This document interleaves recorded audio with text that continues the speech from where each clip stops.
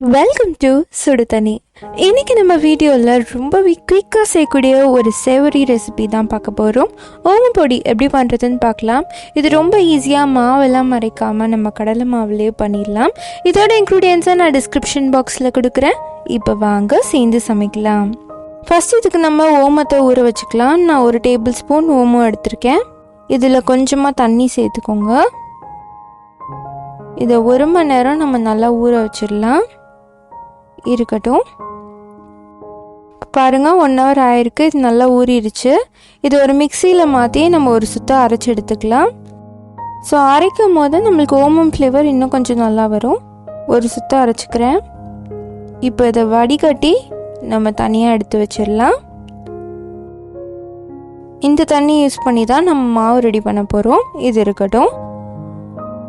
அடுத்து ஒரு பவுலில் 2 கப் கடலை மாவு சேர்த்துக்கோங்க. அதோட 1/2 கப் அரிசி மாவு சேர்த்துக்கலாம். கூடவே தேவையான அளவு உப்பு 1/2லேருந்து 3/4 டீஸ்பூன் சேர்த்துக்கலாம்.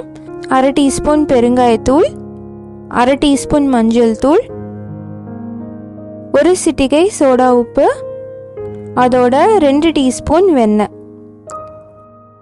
இதை சேர்த்துட்டு ஃபர்ஸ்ட் நல்லா மிக்ஸ் பண்ணி விட்டுருங்க. இது நல்லா மிக்ஸ் ஆனதுக்கப்புறமா நம்ம ஆல்ரெடி எடுத்து வச்சிருக்க ஓமம் தண்ணியை கொஞ்சம் கொஞ்சமாக சேர்த்துக்கலாம். 2 கப் கடலை மாவுக்கு 1 டேபிள் ஸ்பூன் தான் ஓமம் சேர்த்துருக்கேன். இதை விட கம்மியாக கூட நீங்கள் சேர்த்துக்கலாம். ரொம்ப சேர்த்திங்கன்னா ஓம வாசம் ஜாஸ்தியாக வரும். அதனால் கம்மியாகவே சேர்த்துக்கோங்க.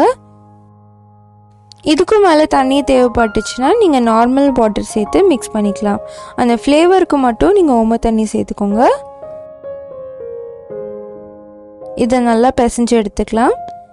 இப்போ பாருங்கள் நல்லா கெட்டியாக பிசைஞ்சாச்சு. திக்காக இருந்தால் தான் உங்களுக்கு புளியறதுக்கு ஈஸியாக இருக்கும். இந்த மாதிரி உருட்டி வச்சுக்கோங்க.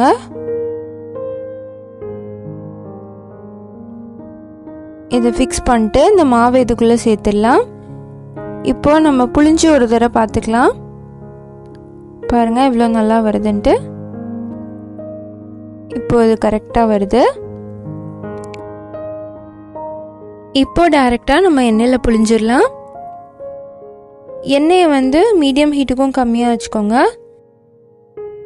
இது ஒரு 2 நிமிஷத்துலேயே ரெடி ஆகிடும். ரொம்ப மெலிசாக இருக்கனால குயிக்காகவே ரெடி ஆகிடும்.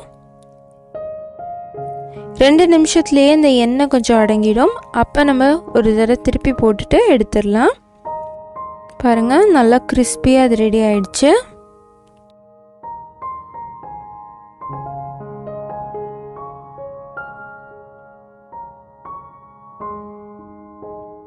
கடைசி 2-3 ஈடு போடும்போது இதில் கொஞ்சம் கருவேப்பிலை சேர்த்துக்கோங்க. அந்த வாசம் ரொம்ப நல்லாயிருக்கும். போட்டுட்டு அதே மாதிரி ஃப்ரை பண்ணி எடுத்துக்கோங்க. நம்மளோட ஓமப்பொடி சூப்பராக ரெடி ஆகிடுச்சு. ரொம்பவே ஈஸியான ரெசிபி தானே. நீங்கள் ஸ்நாக்ஸ் ஐட்டமாக கூட நீங்கள் ஈவினிங் செஞ்சு சாப்பிட்லாம். ரொம்ப குயிக்காக செஞ்சிடலாம் இந்த டிஷ்ஷை. எல்லாருக்குமே ரொம்ப ரொம்ப பிடிக்கும். கண்டிப்பாக இந்த ரெசிபியை மிஸ் பண்ணாமல் ட்ரை பண்ணி பார்த்துட்டு எப்படி இருந்துச்சுன்னு சொல்லி கமெண்ட் பண்ணுங்கள். இந்த வீடியோ உங்களுக்கு பிடிச்சிருந்தா லைக் பண்ணுங்கள். சுடு தண்ணி சேனலை சப்ஸ்கிரைப் பண்ணுங்கள். தேங்க்யூ.